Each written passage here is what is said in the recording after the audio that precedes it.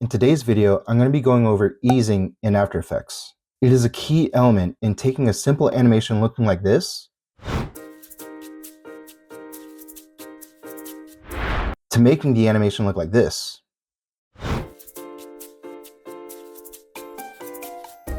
Giving your simple animation a bit more dynamics. I'm going to go over the difference between linear and easy ease keyframing, along with different ways to smoothen your animations. If you want to give your animations more character and a more cool aesthetic feel, easing is the simple way to get started. So with that, let's get into it. In After Effects, you're going to have properties, position, scale, and rotation to work from. These properties are what you will use to animate, but let me begin in helping you understand how to use the easing options first and work with position to keep things, again, simple. I'm going to create a circle and move it over here at the top left corner. Press P for position and you will see the position properties open up in the circle layer. We're going to go to the beginning of the timeline and add a keyframe here. In the position properties, you'll see a stopwatch looking icon. Press this to create our first keyframe. With this example, I'm going to be making linear keyframes. Linear keyframes meaning that from one keyframe to the other, there will be no change in speed. The circle will essentially be moving from one end of the screen to the other end. Let's go 1 second forward on the timeline just to make the animation go by quick, and the keyframe will automatically be created after moving.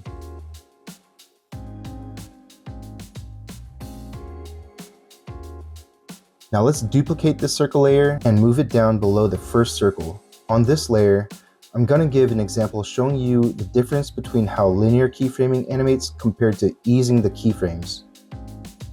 Select the keyframes and right-click, go to Keyframe Assistant, and then down to Easy Ease.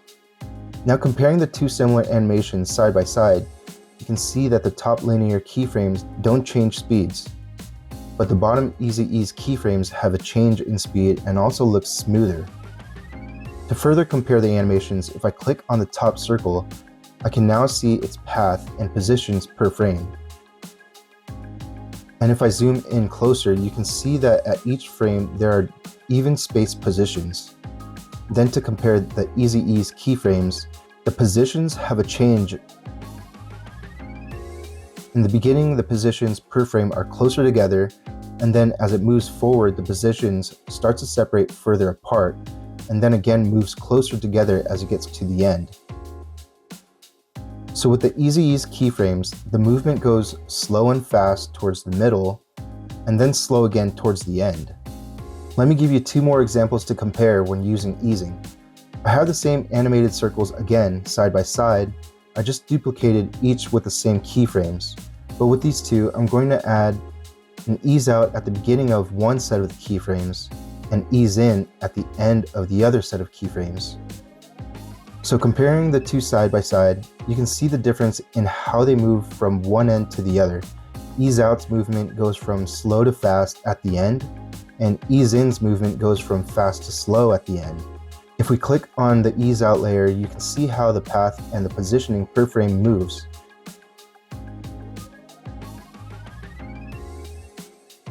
And same thing if we click on the ease in layer. And I wanted to know, after making the comparison between Easy Ease and the combination of ease out with ease in options, these end up being the same thing. I usually use ease out and ease in my simple start to end keyframes. For me, it's just visually easier to understand because the keyframes look different. Ease out is facing outward and ease in is facing inward, absorbing the impact. For example, ease out is throwing the baseball and ease in is catching the ball with the glove. I don't know if I made it easier to understand, but that's how I picture it. When you compare the two animations using Easy Ease and the combined ease out and ease in, they start at the same time and end at the same time. Also, you look at the paths and they are the same. So I wanted to give that explanation after years of using easing in my animations. Anyways, on to the next topic that I think would better help you understand and give you another way to utilize easing in After Effects. Let's talk about the graph editor. This was something that always intimidated me, discouraged me when animating. So I never really took the time to understand it and figure out how it worked. You can find the graph editor up towards the top of your layer properties in the left area of your screen. There's an icon that simply enough looks like a graph. In this example, I'll be working on my layer with easy ease. I believe you need to have the easing applied to your keyframes in order to be able to manipulate the easing, as I will be showing you. So let's click on the layer and click on the graph editor icon. Then click on the properties that we will be adjusting. Click on the position. When opened up, the graph editor will be showing the movement created from your keyframes. As you can see here, it looks like a wave curving upward. At each end, you can see a little yellow looking square. These are the keyframes, and you should be able to click on them and adjust the speeds using the handle. Think of it like adjusting an anchor point in Photoshop. So let's click the first keyframe to adjust. Now see, how come it's not working? This is one of the things that drove me away from using the graph editor. Something minor, I just didn't care to really understand. And when I say it's something minor, it's just a couple of clicks to solve the issue. Let's right click in the graph editor timeline, and now you can see the view of the graph editor is in the edit value graph. We're going to want to click on edit speed graph. And now the view is going to change to the graph looking more like a hill. Now you can also see the handles at each keyframe. These handles will be what we use to adjust the speeds at each keyframe. For example, let's move the first keyframe handle. Left click and hold on the circle at the end of the yellow line till it gets to about the middle here. And then move the last keyframe to about the same area going back. Press spacebar for playback. And now you can see the movement of the animation has changed compared to having just the easy ease applied to the keyframes. Looking at the path of the animation, you can see the frames distances changing from start to the end, starting off slow and then whipping fast towards the middle, and then slowing down at the end. Next example, let me move the beginning frame's handle closer to the left,